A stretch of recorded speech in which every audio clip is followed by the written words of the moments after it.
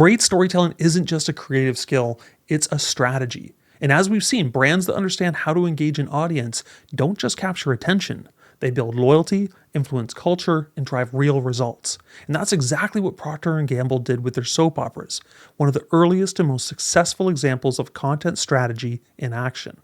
They weren't just selling soap, they were selling stories, because they knew that stories kept people coming back. And here's what makes this case study so powerful. The same fundamental truths that worked nearly a century ago still apply today. First, boring content gets ignored. P&G learned this the hard way when their early Crisco recipe radio show failed to hold an audience. Their solution?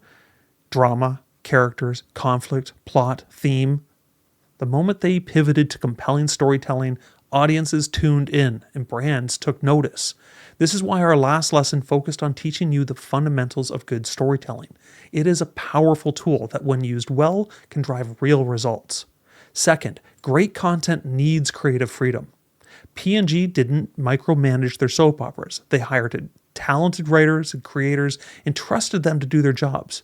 Instead of forcing product placements, they let authentic storytelling do the work, keeping audiences engaged and keeping their products top of mind. These aren't just lessons from the past. They're the keys to success on social media today. Understanding how to tell a great story, how to hook an audience, and how to give creators the space to craft compelling content is what separates brands that thrive from those that get ignored. And while the platforms have changed, the fundamentals of content strategy remain the same.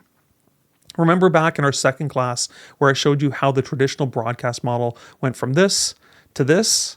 Well, for content creation today, it isn't that much different.